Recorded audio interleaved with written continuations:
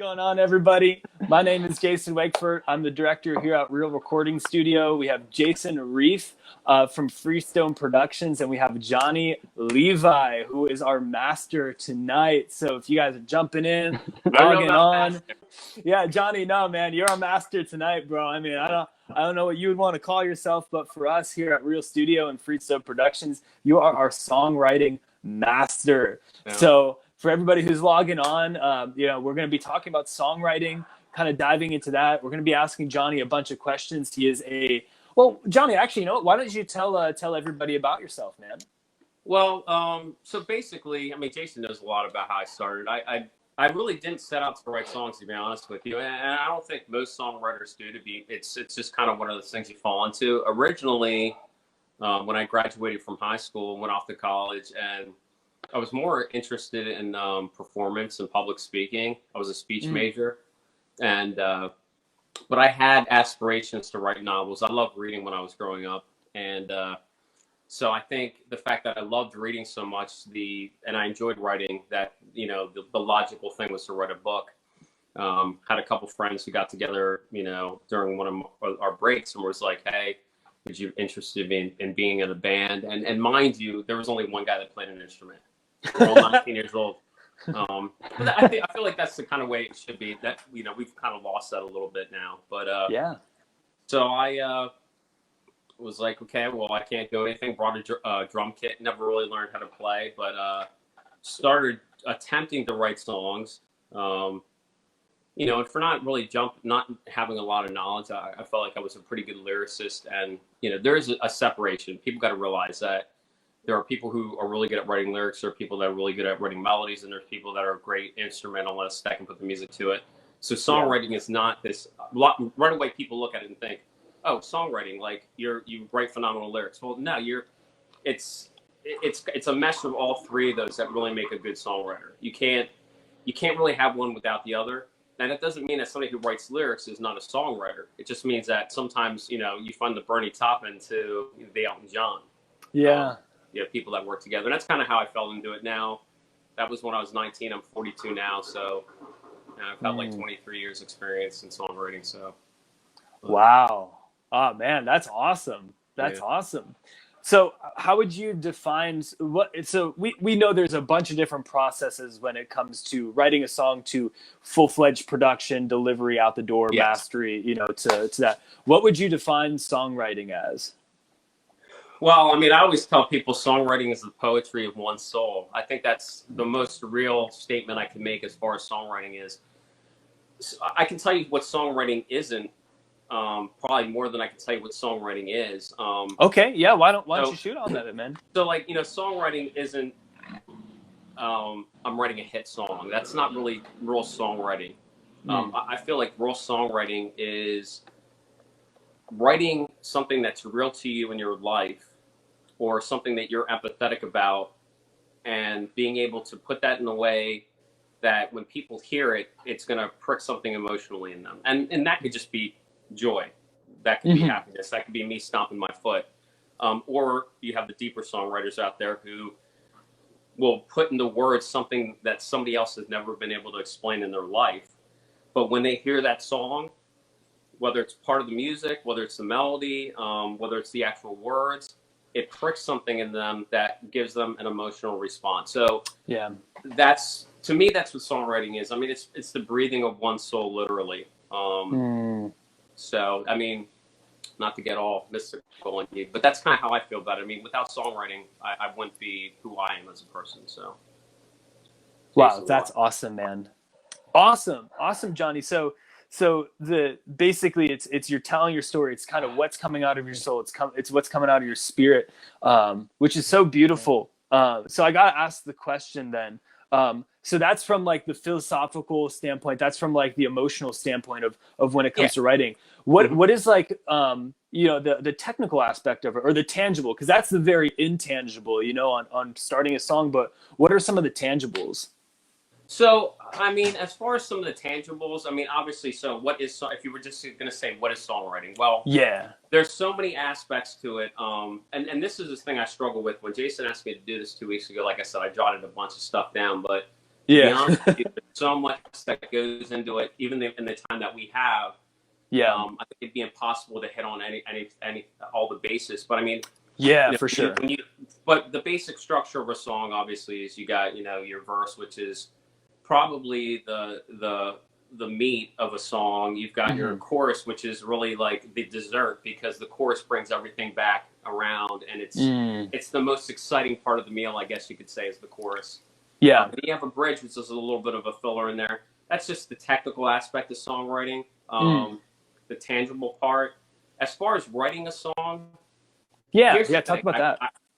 As far as writing a song is, I don't believe any one person has the secret to writing a song, and I think that's the thing that I get frustrated with when I read books, because first off, you'll read something online, you'll read a book, you'll watch a video, and everybody's got their take on how to write a song. So if it's a tangible aspect on what is the song and how do I write it, well, it's the tangible part is living your life. So if you live your life and you go out and you do active things, you start to see things the way that a songwriter would see things, because a comedian goes out and he sees a joke in everything, literally. Yeah. That's how comedians are wired. Well, most of those people weren't necessarily born that way. There are people that are born that way. They see a joke in everything. They see the joy in everything, and whatever. There's a punchline at the end. I think for songwriters, you need to train your brain and your mind to see a song literally in everything, and that's that was not how I was as a songwriter when I first started. When I first started, I did the typical thing everybody did. Oh, I want to write something that sounds cool. Yeah. So true. That's everybody. Oh yeah. And that's the thing. Whether it was when I first started playing guitar, ooh, this sounds kind of neat. Oh, this is going to be a hit song. I'm going to get signed tomorrow. And that's just not the reality of it.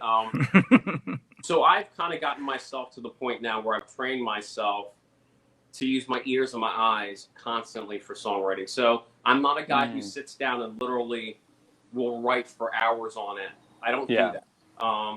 If you need to train yourself to get to the point where you're not letting go of opportunities in songwriting. And I think too many people sit down and they're like, I've got to write this song. I got to write a hit. I got to do this and that. For my approach is songs write themselves by the way that I just interact with people throughout my day. People will say a phrase and I'll listen to that phrase and say, you know what, that's a song. I'll see an object, literally, I'll pick it up or whatever, and then I'll see a song in it. And that's kind of how I've gotten to the point where I've become a pretty prolific writer, where I'm constantly, and I would say to anybody who's interested in songwriting, your notes and your little recorder on your phone, those two things are the most important apps you have on your phone as a songwriter. Yeah. I mean, if you're not jotting down just little phrases and stuff, never throw anything away, don't miss an opportunity. There's times where literally I'll wake up in the morning or I'll be going to sleep and a thought will pop into my mind. And sometimes I'm lazy and I'll just want to be like, no, pick up your phone, write it down. And so I would say, as far as that's part of it. I mean, there's so much, like I said, there's so much. For me to sit down, I could sit down and talk to somebody for hours and hours about my thoughts or about things they can do. I don't think there's any one way to write a song, or everybody's kind of got their own little mantra. Everybody's kind of got their own little preparation session on what they do to get ready to write. Mine is very just organic, go with the flow. Some songs write themselves in 5 minutes. Other songs I've struggled with over the course of years. I will say one thing, and this is something that me and Jason have talked about a little bit before, and I don't know if we necessarily agree, but I really don't believe that there's a such thing as writer's block. And my reasoning for that is this. Usually writer's block is brought on, or the thought of writer's block is brought on because people put too much pressure on themselves. So you're putting a pressure on yourself to write something or to get something out, and because you can't do it or you don't feel like you can do it, you put more pressure on yourself, whatever. Well, if it's a song, there's no timeline. The time doesn't even exist. We created time to fit our own little format. Some songs will write themselves in 5 minutes. Some songs take a lifetime to write because you didn't know the end of the story yet. Because I've taken that part in my songwriting in my life, I've never had a point where I've sat down and played my guitar and haven't started to write something. And then when you have a writer's block, or you think you have a writer's block, go back and work on something you didn't finish. But the goal should be to write great songs. The goal should never be to finish a song or to write a hit or oh, I've got to get this done, you know? How do you know when a song's done? Cool. Once again, this is probably different for everybody. I just kind of go with my gut, to be honest with you. And one of the things I thought about when talking about this is, I think there's two types of songwriters. There's songwriters that are so hard on themselves that they'll never finish a song. There are songwriters that are so easy on themselves that they're like, I wrote 50 songs, but then I'll listen to 50 songs and be like, but you started off great here, but you lost it here because you wanted to finish the song. Interesting. For me, it's kind of more of an instinctual gut feeling thing. I mean, I can give you an example. So last year was one of my best years, and Jason's known me for years. I've always been pretty prolific. But last year I was doing a different occupation than I'm doing now. I took 2 years off from the trade that I work in, and I was working in another industry. And, you know, through working with other songwriters and just working by myself, last year I finished about 80 some songs. I had another 30 or 40 started. Whoa. And then I co-wrote 15 songs with other people. Wow. So in saying, okay, are all those songs done? Absolutely not. Mm-hmm. So I can take those 70, 80 songs that I said I finished. I guarantee you, because I'm real to myself as a writer, every single one of those songs, maybe not every one, I would say at least half of those songs, I'll rewrite 20% of those songs. Because I am kind of a perfectionist. But the other thing is rewrite. I can't express this enough. Yeah. Go with your initial feeling on the melody. Usually I find that with the melody, the initial feeling is the most true in a song. Once again, this is my take. This is not gospel. But I found that usually the melody that I come up with usually works the best for what I'm going through. But as far as, I just know. I can't even tell you how I know, but I can tell you that there's just a moment where I'm like, okay, this song is done. It's complete. The wording is right. But the reason I emphasize rewrites is because there's a lot of times where you'll try to get a message across. The message is there, but it's either so dumbed down that anybody could have written it, or it's so intellectual to the point that you'll never get your point across, even if you're trying to be mysterious. So, I mean, if we were discussing, if I was sitting down with somebody right now and it was just me saying, hey, I want to talk to you about songwriting, the first thing I would say is the most important thing in any songwriter's tool bag. So let's say we have a toolkit as a songwriter.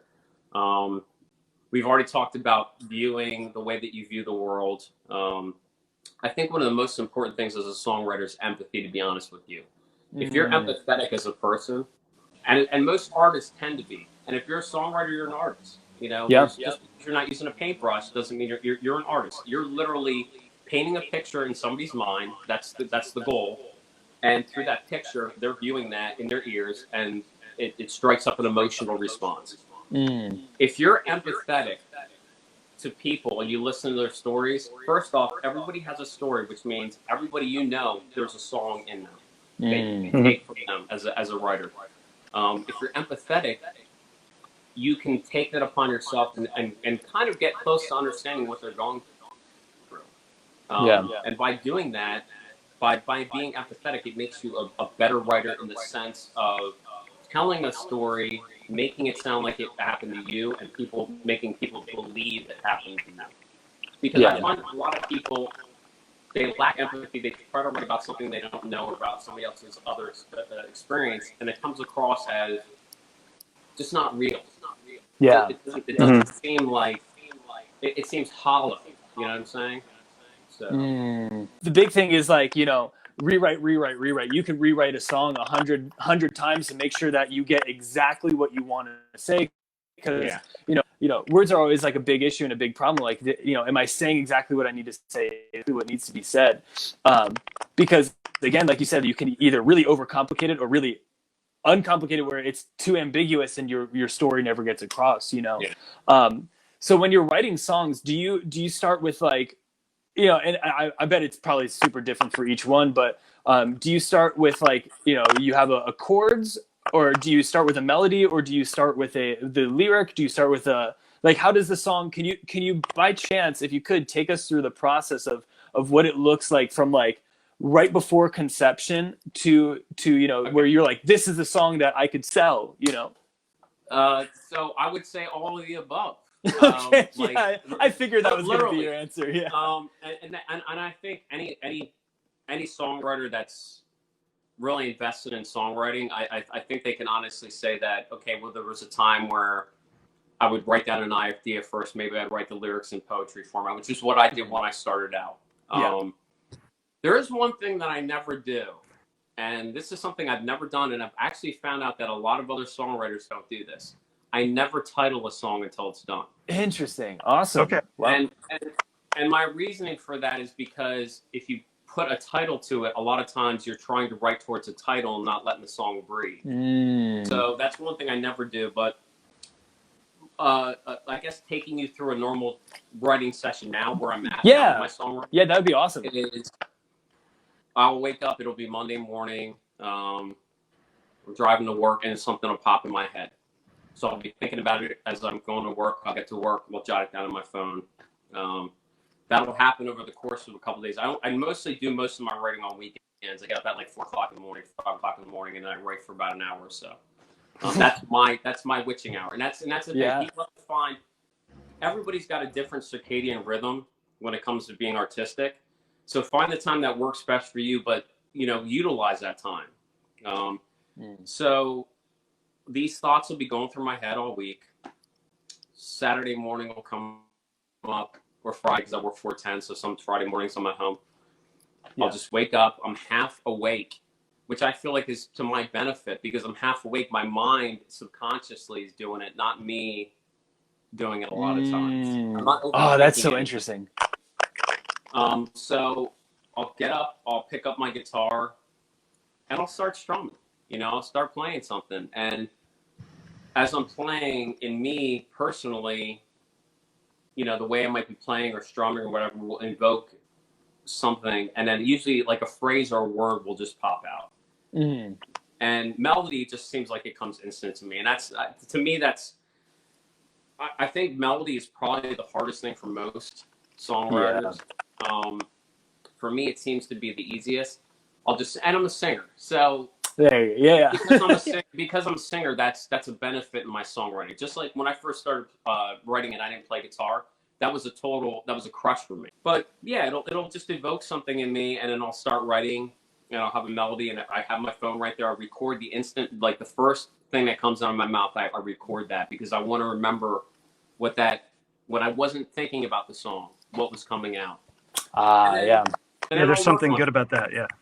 And then what I'll end up doing is, so like I said, a lot of people have if the song is running, I run with it, So if it writes itself in that amount of time, if I get to a point where I'm like, okay, either I feel like I'm forcing it, which once again, you got to be honest with yourself. Listen, nobody wants to be critical of themselves. Nobody wants other people to be critical of them.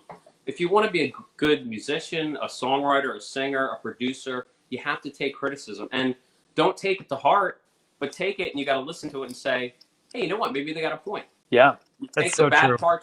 You take the bad parts and you toss them aside, but you take the things that are being like, and I didn't always do rewrites, but a songwriter said to me, rewrite.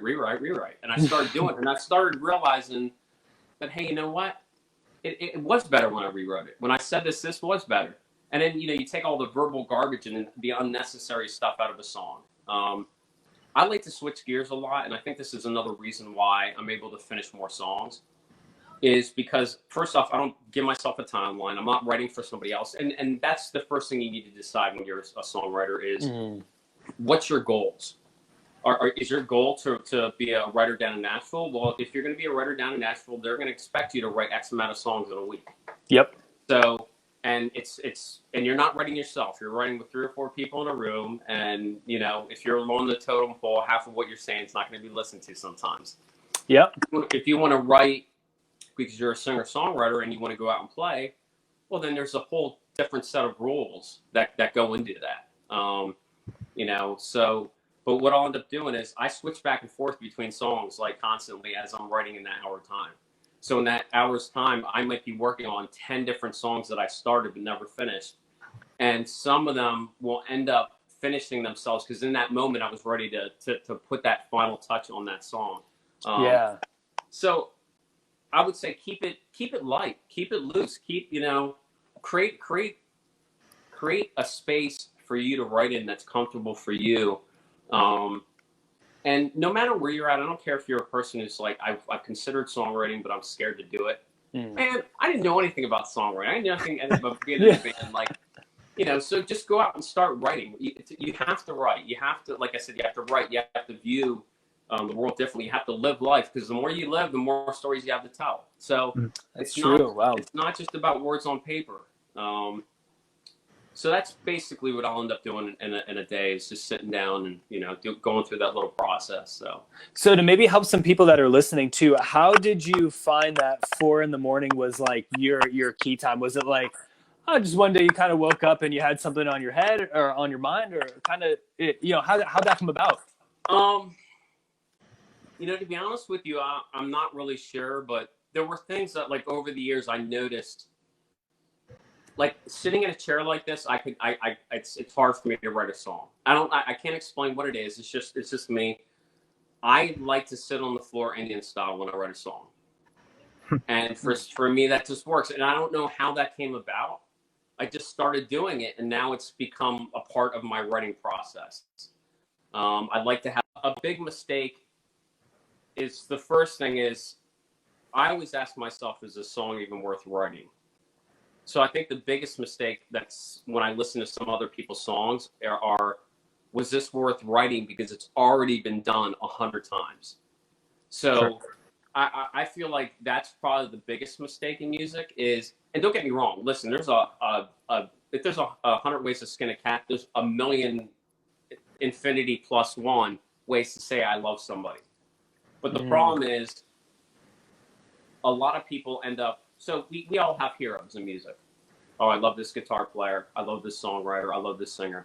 The problem is, there's a difference between I have this person as a hero, and I wish that I could emulate them in the sense of my own being as good as them, and I'm going to emulate what they're doing. Mm-hmm. And I think that a lot of songwriters have a tendency to emulate, and just short of plagiarism, and they end up writing basically the same exact idea, almost the same verbiage, the same view that another writer has already written. I would say that's a mistake. The other thing too is, because people don't edit their work, when they're singing, they go back and forth through from first person to third person. Oh, sure. And that's right. Interesting. And that's not, some songs are meant to be that way, but there's a lot of songs that aren't meant to be that way. And especially when somebody records it in a studio. So it's laid down and it's done and I'm listening to it. Or I think the biggest mistake people use is they don't understand the meaning of a word, but they use it in a song. And that drives me nuts too. That brings up one of the most important things I tell songwriters is, like, make sure you get someone else's opinion on it. Like, let them look through it, because they'll catch mistakes that you don't. Yeah, exactly. And you bring up an interesting point too. So, you're saying that you tell people that, and I think that, like, as a songwriter, no man is an island. I don't care who you are. I have people that I can trust that will tell me like it is, that aren't going to pat me on the back and say, "Oh, Johnny, you wrote another great song." Right. My best advice as a songwriter or a musician or an artist is get together with people that are better than you. Because the simple fact is, you're not going to grow as a songwriter, as a musician, or an artist if you already think you have it all figured out. Because there's so much to learn out there, and you have to have a sounding board. I don't care who you are. You have to have a sounding board. For me, my sounding board was always going out and playing, and I used to play a ton. I don't play as much now. I have, in all the years that I played, and I can't believe it, because when I was younger, I don't feel like I was that good. But I've never had anybody say anything negative about my original songs. And most people I know are afraid to play their originals when they go out to bars or to stuff, because they feel sucked into that whole cover. You got to play all these covers, and then every once in a while I'll be sneaky and I'll sneak in one. I was doing two covers and an original, and I always had people come up and give me feedback. And that's awesome. So, and positive feedback. I never really got a lot of negative feedback. And the other thing too is, I think you can kind of gauge where you're at as a writer too. Um, if you've written 100 songs and everybody comes up to you and says, my favorite song is this one song, I don't know if that's a good gauge. I don't think that that's a positive thing.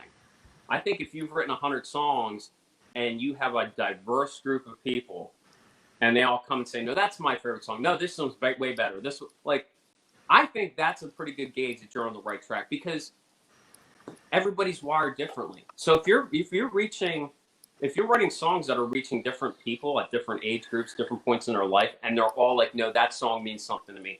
That song means something to me. For me personally, that's my gauge. As far as whether I'm on the right path. And like I said, I have people that I respect that'll tell me, hey, you know what, I like this, but this kind of sounds a little bit like your other song you wrote. Or, hey, I like this, but this kind of does sound like that other band that I heard. Oh, yeah, here's a song, they'll play it, and I'll be like, this. I like to tell people that there's lots of influences that you pull from, and you have to kind of find your own voice as combining them. Do you find that that's true? Oh, 100%. And, you know, it's funny because, and I get it more in singing than I do in songwriting.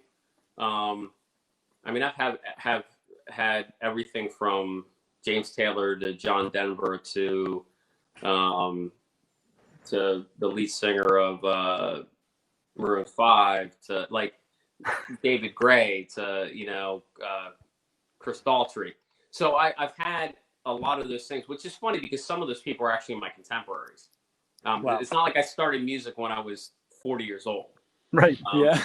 So but I've always kind of just sang my own way. And I think in writing, there is a part of that is absolutely true.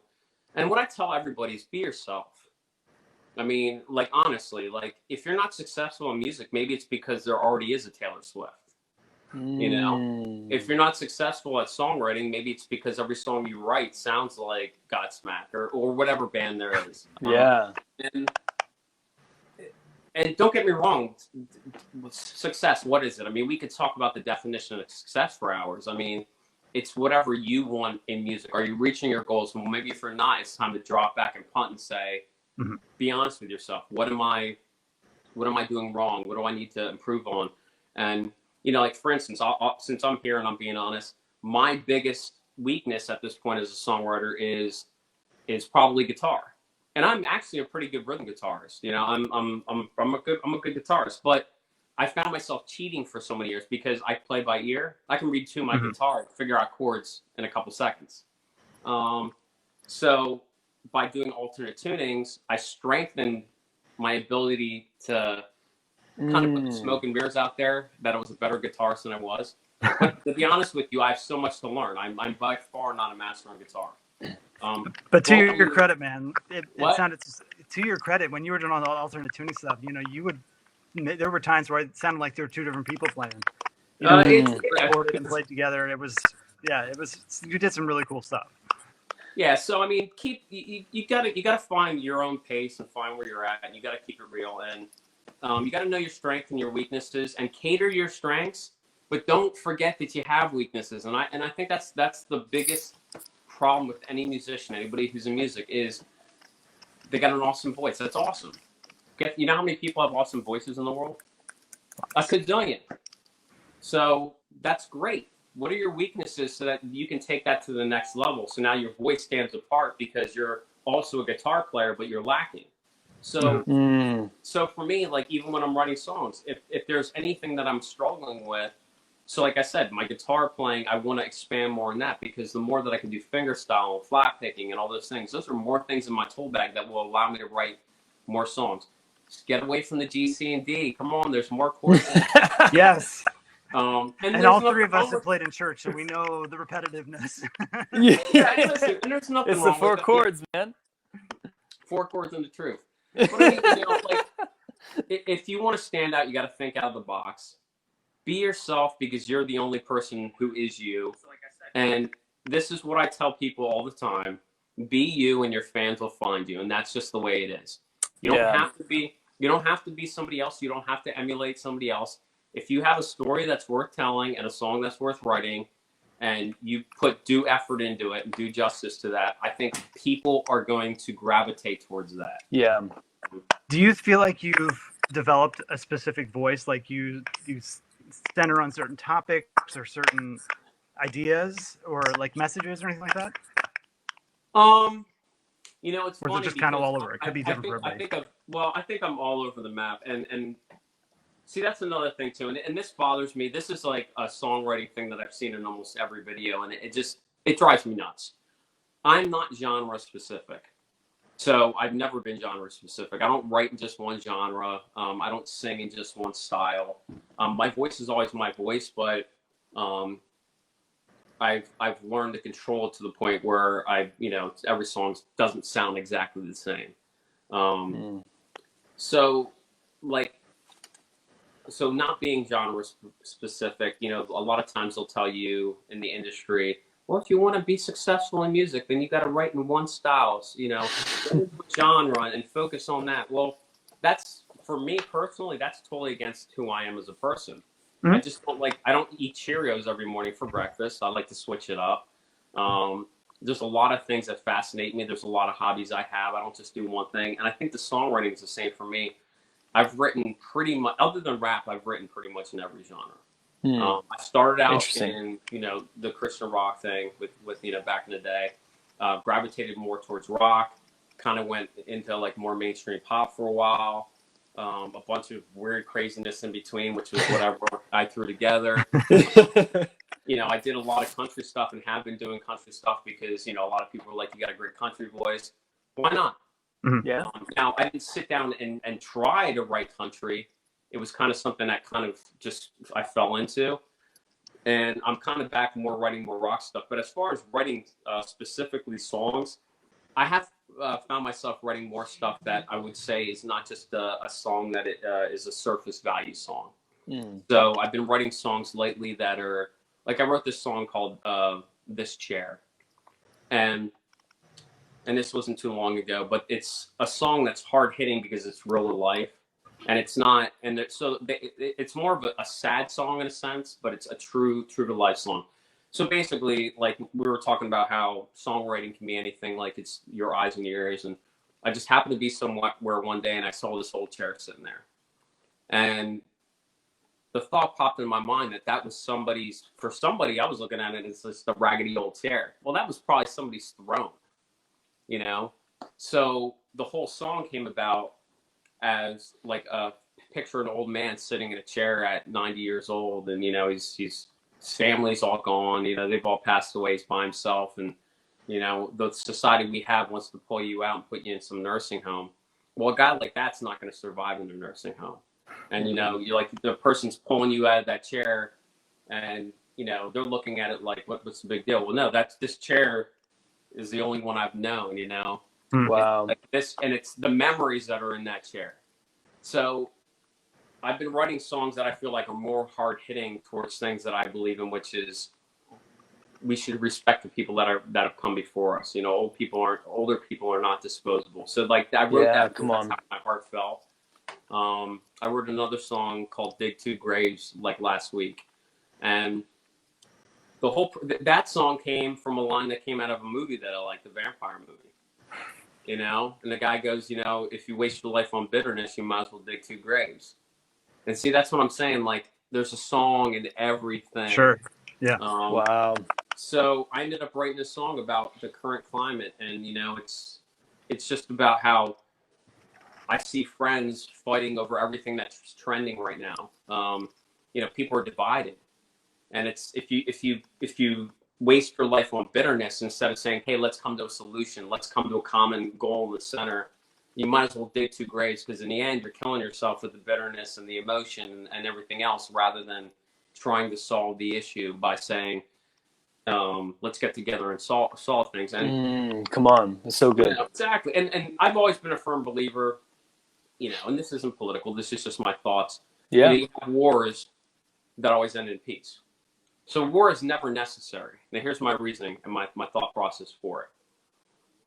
The reason a war starts is because two people disagree and they're too prideful and arrogant and stubborn to meet in the middle.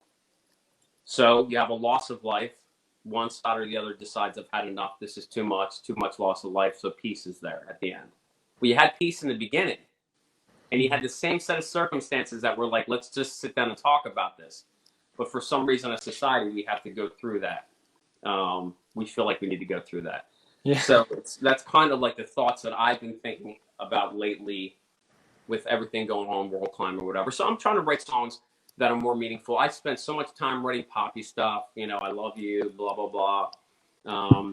And you know, it all depends on what you want. Like I said, what do you want? Do you want to be remembered as a John Prine, or do you want to be remembered as a Britney Spears, you know? Yeah. And there's nothing wrong with that, because listen, we need instant music. Britney Spears, you know, she was awesome. And the guy who wrote her songs, Max Martin, he wrote a lot of her stuff. He's written for everybody. Oof, Max Martin, yeah, he's written for literally got like everybody. 50 #1 hits. I mean, come on. Yeah. You know what I'm saying? The guy, he made an art form out of writing pop songs. For any artist to say I had 50 #1 hits is just, well, first off, there's not many that can say that. Yeah. And he wrote those songs. Now, I'm not saying co-wrote. He wrote those songs. And, you know, and nobody knows who he is. Yep. Yeah. You know? So he probably likes it that way. Well, exactly. So it's what you want. And that's with me. You know, I'm sure some people are watching this and like, Johnni Levi, who the heck's this guy? I've never even heard of him. And that's probably true. I haven't spent a lot of time promoting myself because it was always about the art of writing, and it was always about me. Just being who I was, and you know, but I finally got to the point where I started putting myself out there. I have my goals. You know, I do want to get some radio play. I do want to do that. And I've had opportunities that have come up in the past when I was younger, and you know, I moved in another direction. But now I'm kind of focused now, and I think we talked about this a little bit, or I might have commented on one of your posts, Jason. Mm-hmm. You know, I think Jason's right. To be somebody my age, 42 years old, you have to get with the times. You can't be one of these people that still thinks I'm going to go out in a bar and get discovered. It's just not going to happen. Right. You know, I mean, the chances of that are astronomical in this day and age, because talent scouts aren't going to bars. So if you just happen to be at the right bar at the right time, and there's somebody that's in the industry, yes, it could possibly happen. If you're a standout, you have to have social media. You have to be on that. You have to promote yourself. But I came from that generation that was, okay, we didn't have computers. We had computers, and now it's the computer age. Mm-hmm. I played out. I would give out CDs to people at stuff instead of a link. You know, played in smoke-filled bars, which now there are none. So I kind of was in that middle generation where I feel like maybe some of the people in my generation that I believe should be successful were kind of like me, where they were stubborn to change and kind of get with the times. Right. And now I've kind of, you know, working with Amanda, I think she's kind of dragging me into the place that I'm at now. Sure. So when you so right now your goal is, have you ever like sold any songs, or like have you ever like, you know, given any songs to different bands and stuff like that, kind of, because I know you said you write for yourself, so what do you have any experience on the other side where you sold songs and then you wrote songs for people? I've never physically sold songs. I did actually there was an indie movie that was going to come out, and I actually did like the trailer for it. A guy came to me and asked me to just basically, like, he gave me the script. I, you know, helped him on the script or whatever, but he gave it to me and said, hey, can you write songs for this? And I wrote 7 songs for that movie in like a week's time, you know? Wow. Yeah. And so they were on the little trailer they did. He put out a video for it. There was a country artist down south named Sean Cagle. I wrote a song for him that he put out on a CD. I've worked with other artists doing stuff as far as like letting them use my songs. I haven't really, you know, it's kind of weird. So when I was in, I guess 27, I joined Taxi, which is, you know, the whole writing service. I remember you talking about that. So, you know, I just come back from Georgia. We recorded down there, and I still love that CD, even though it's. I know you never put it out, man. Come on. Yeah, so I never put it out, but you know, I did submit a couple of my songs for critique through their like professional service, and you know, for the amount of time that we spent, me writing the song, and the guys literally didn't know the songs and went into the studios and created everything. But you know, the feedback I got on that, out of all the songs that I submitted, which was like 4 songs, out of every category, there's 10 categories. We didn't get less than an 8 on what we did. And Wow. the feedback I got was, if you continue to be a songwriter, you're going to be successful in this business because you're heading in the right direction. And for some reason, for me, I think the reason I'm not as successful as I could be as a songwriter is I really struggled with success early, like the fear of success, which people don't believe it's a real thing. It is. I like my life the way it is. I like things simple. I don't like to be forced into a situation where I have to create. I was a really, really good artist when I was younger. I could paint and I could draw anything I see. But because people were pushing me in that direction, I totally went away from it. So it was kind of like, I felt like now I'm kind of being pushed in this direction that I didn't want to go. But now I've got a different view on it. If I'm going to be working, I might as well do something I love to do. Yeah. And I have submitted a bunch of stuff to different competitions, and ended up being in the final 3 on a couple of them. Ended up playing at Citadel Country Spirit USA last year on one of their stages. Was 2 years ago, was in the it was a singer-songwriter competition. I ended up winning first place for Cat Country up in Allentown, and I was nationally, I was one of 60 finalists. Wow. And it was for a record contract for Big Machine Records. And unfortunately, I didn't make the top 10. And I saw the top 10. Do I feel like I wasn't as good as them? No. But age and everything has to do with what it is. I mean, it's what you bring to the table. And I would say not as a songwriter, because as a songwriter, you can be 90 years old and write a great song. Yep. Yeah. But if you want to do songwriting and be an artist, it's different. It's not. It doesn't matter how good your songs are. I'm sorry. Yeah, it's true. Like that's a small part of the whole thing. Yeah. It doesn't matter how great your voice is. That's a part of a bigger picture. What's your stage presence like? Because I can tell you what, I've seen people that are mediocre singers bring it to the crowd, and they love them more than the people that can sing. Absolutely. Yeah. So there's a lot that goes into it, but I'm in the process right now. Jason knows I was down in Nashville. I recorded some songs. Those are getting finished up now. I was supposed to go back down and work more on them, but the whole COVID thing stopped me from being able to go down. So I'll be getting those together. I'll be releasing some of them as singles, and then I'm gonna join up with Taxi again and start submitting some stuff and see where that goes. And you gotta network. You gotta rub shoulders with people. My plan is to go down to Nashville and try to play in some of the local places there. You gotta kind of create your own buzz, you know. Sure. You can't just be a songwriter if you want to be successful. You got to be a business person. Yeah. So, which sucks because that kind of feels like it takes away from what you're trying to do. Sure. But, yeah. It can almost feel like it's the opposite of authenticity sometimes. No, wait, exactly. But it doesn't have to be. You know what? Matt Lowikowski said it best. This is a friend of ours that was a drummer. You know, I remember back when we were in our 20s. You know, he said, you know, people always say when you do country music, you're selling out if you're a rock star. Or people say if you're a rock star and you do pop, you're selling out. No, selling out is working a 9-to-5 job that you hate. Yeah. Oh, you know shoot. It's not selling here it out. is. And as a songwriter, you got to realize that too, because we talked about before how I write for myself. You know, in the industry, they say write one song for you and write 4 for the industry.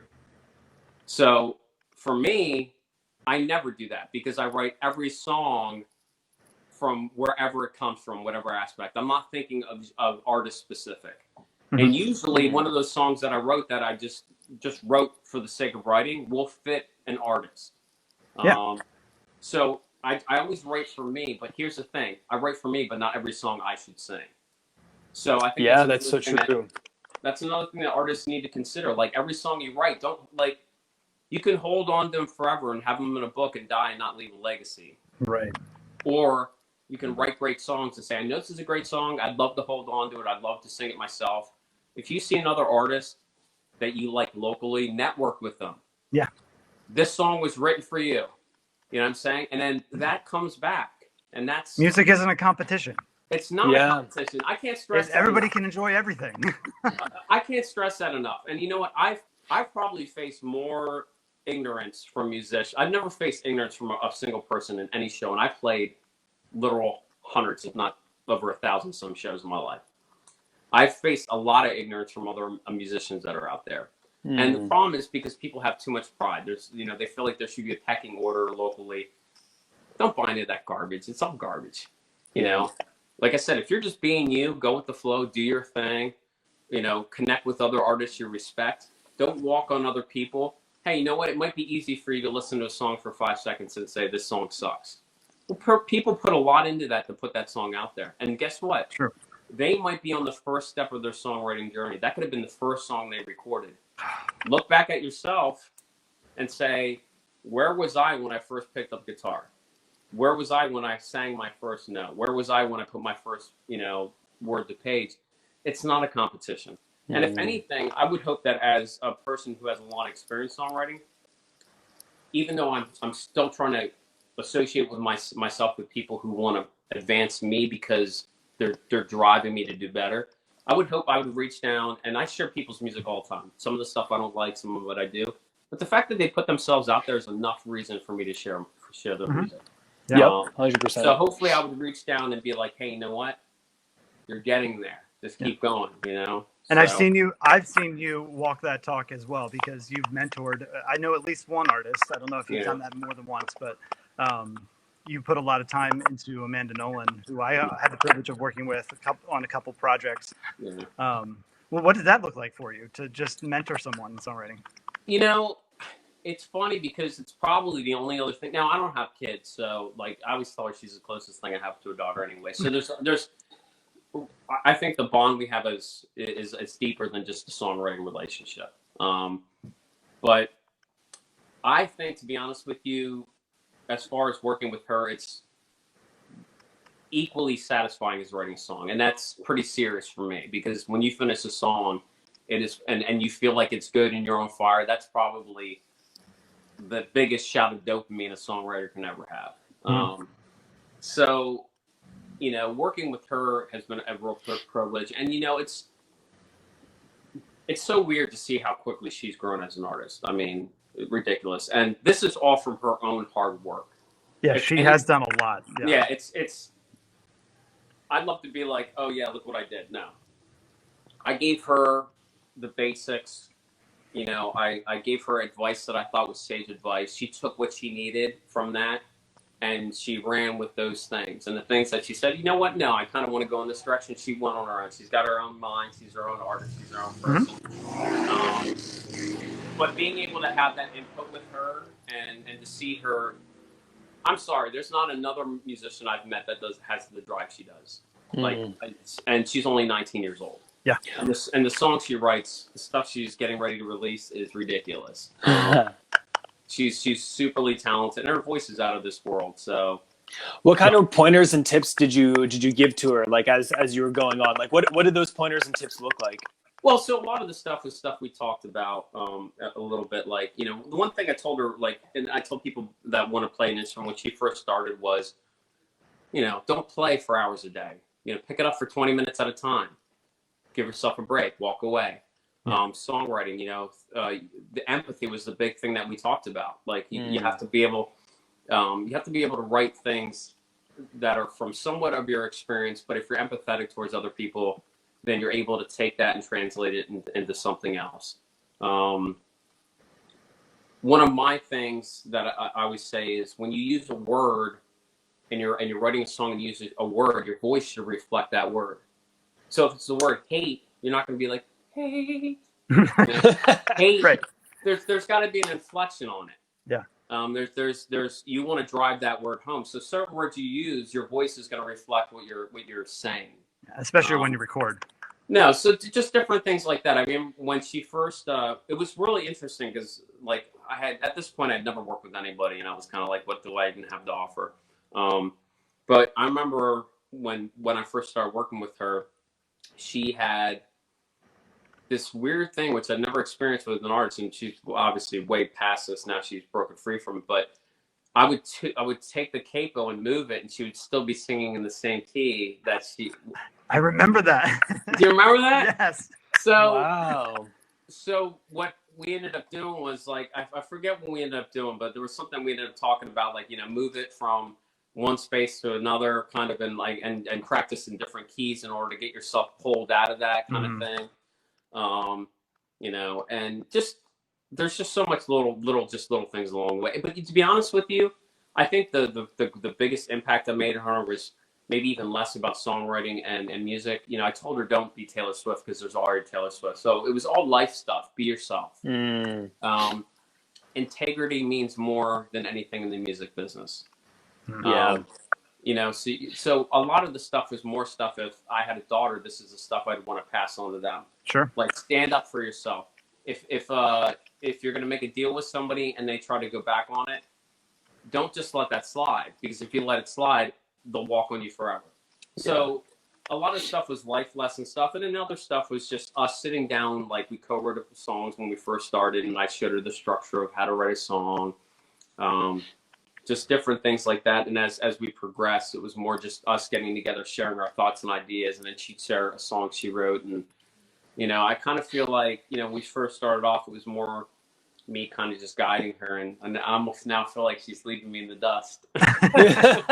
She's really good. She gives me a run for my money. You know, when you said the process of writing a song, I just want to pick that out really, really quick.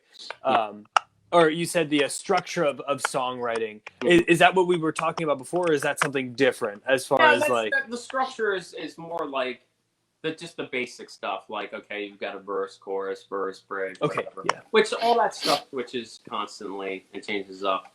I didn't know how many viewers were going to be here, but I didn't know if you wanted me to actually sing a song, so you could actually see if I'm even legit. Hey, if you have your guitar, man, that would be great. Absolutely. Yeah, let's make sure. That'd be a good note to finish on. Sure. Yeah, I never absolutely. leave one without it. Absolutely. That's the good one. Sure we can... I was just thinking to myself, you know, here you got this guy talking about songwriting. People are like, dude. I kind of feel like if I sang a song and it was decent, maybe it would validate a little bit of what I said. and listen, please, look me up, Johnni Levi, on Facebook. If people want to come to my fan page or my personal page, you'll see me. I think I'm like the only Johnni Levi out there. But if you look me up and you want to ask me anything that we didn't cover tonight or whatever, or if you were like, hey, listen to this song, I am more than willing to give you any advice I can give you or whatever. I'm all about like this community of musicians. Like, let's, you know, it's about the art form. So yeah. But you know, we were talking about that song, "This Chair," earlier, so I wanted to play this. So here's another way you can cheat too. You can't I see it already. You can't play what you do is you cut capos so you have open strings. There it is, yo. That's awesome. I've never seen He's that a master, before. man. I've never seen anybody else do that.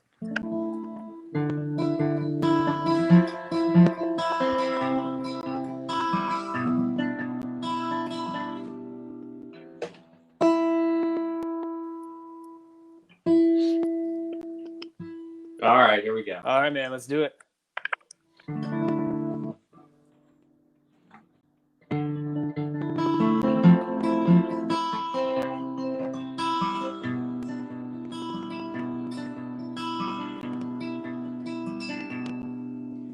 In another hour, they'll be coming for me to pull me from this chair. A simple throne in an old man's home built on laughter, love, and tears. I'll hear a knock and it won't be long till I'm knocking on heaven's door. Too weak to fight and it just ain't right that I'll feel this chair no more.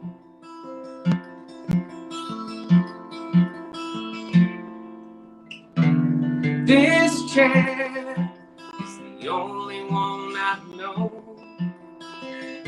From this chair is where I watch my children grow. This chair is full of memory. Might only see its broken creases, but it's more than a chair to me. This chair.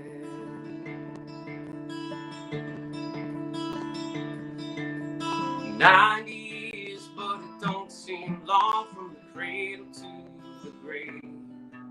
If you blink your eyes, you lose a lifetime and colors turn to gray. I'll hear a knock and it won't be long till I hug my boy and girl. They've been saving a chair up in heaven for me when I leave this world.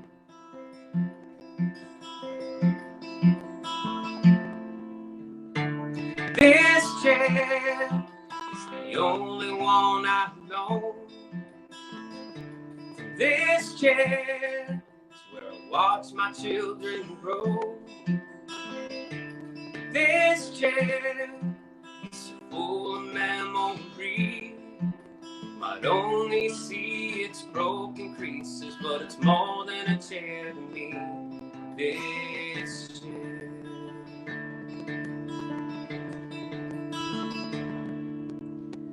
10 years gone and laid to rest. My wife I'll be kissing soon, 'cause I won't survive in a 6-foot bed and sterile lifeless room. I hear a knock and it won't be long till my heart beats its last breath. Forgotten man, and you won't understand. There are some things worse than death.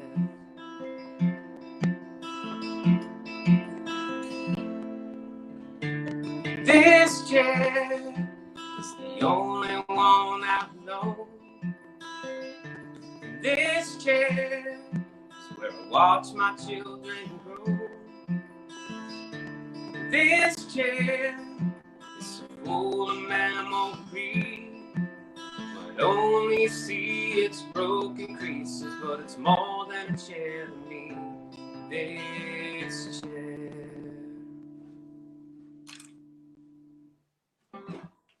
Nice work. Oh man, dude, that's the first time I ever heard you sing, bro. Oh wow, man, I love your voice, brother. Thank you. Wow, man, it was so cool because you have a good song when everybody who's listening gets taken on the same journey, and you can have everybody feeling something different and in a different place. Mm-hmm. And you listen to a song, and everybody's on the same path because they all can understand, the song, And that was such an awesome song because it wasn't crazy complicated. It wasn't crazy, lyrically, it was so on point the whole entire way. Where visually my heart and my mind and my soul could feel that the whole entire way. Cause I think we've all, had somebody who, an older relative or a family member or somebody who, has either gone into a home or has just been, or just going away, they're they took their last breath, and or we know somebody who has been in a nursing home, and wow, dude, that's I was so cool because I was taken through that whole process. I was taken through the whole story all the way around. Oh man, great job. And that's the thing; it doesn't have to be overcomplicated, and that's I can't stress that enough. I think there's a lot of people that overcomplicate it and they write the meat and the heart out of a song when you try to overcomplicate things. And then I think that there's people that in the midst of trying to overcomplicate it, they get frustrated and they give up and they walk away and they never turn back. And it's, I don't know. I love songwriting. I'll never not do it. You know what I'm saying? It's just, I would say you've always had a little piece of that. I remember a song you wrote like probably the day after I had a big breakup, and it we saw that girl when we went on that one tour. Forever means goodbye. Yes. We saw that girl when we went on that one tour, and she afterwards she was like, "Was that about me?" And I'm like, 2 hearts fall as one. One's left standing and another's on the run. Yeah, I still remember that song. I can feel that every time I listen to that song, man. He's blushing. So, the one thing I want to stress too is I don't have all the answers. I'm still learning. If you think of 10,000 hours, have I even reached my 10,000 hours yet? I don't know. Yeah, but totally. I don't think the goal is to reach the 10,000 hours. I think the goal is to continue to write and be honest with yourself. Mm-hmm. So there's probably a lot of other people that have different takes, on this. So. Right. And part of that is you grow with your own voice as you get older and as you mature in so many different ways too. So it always changes, I'm sure. Yeah. I was going to say, Johnny, dude, thank you so much for coming on here. I've learned so much. I mean, Jason, I know Jason and I have learned so much from this one thing. Probably Jason knows you a lot more than I do. Mm-hmm. Jason, but I've learned so much, man. If there was one thing you could say to you have one little short phrase or something to say to a songwriter before you never see them again, do you have what's that like? What do you got? Wow, that's pressure. Yeah. I it's been said best is to thine own self be true. Like, if you're writing for yourself and you're writing from your heart, you're writing because you think somebody wants you to write something, or you're writing because you feel forced to talk about a subject that you don't care about. You're never going to reach your goals. So, and to thy own self be true could be so many different things. It could be literally, if all you want to do is write and that's it, then just write. Yeah. If you never want to take it further than doing that, then just do what you want to do. Don't feel pressure to be anything more than you are, So. Wow, that's so good. I think the one thing, to thy own self be true. And if you do that, when songwriting, even if it's not, that good of a song, here's the thing, like if you're true to yourself, it's going to impact at least one person. Like I think everybody has that one song, like you were saying. Everybody has a song. Everybody has a story, so that means everybody has a song.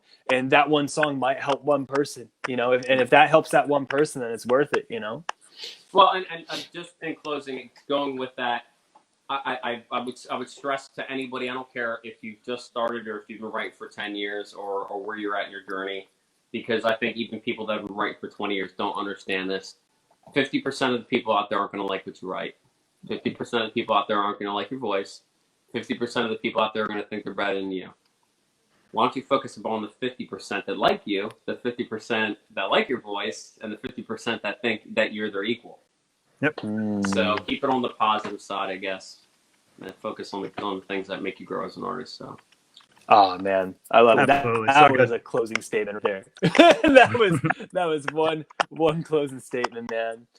Seriously though, it was my honor, and if you guys want to do this a year from now again, and you have more questions and thoughts, I'd be more than and we're gonna like use this replay and pull clips and stuff.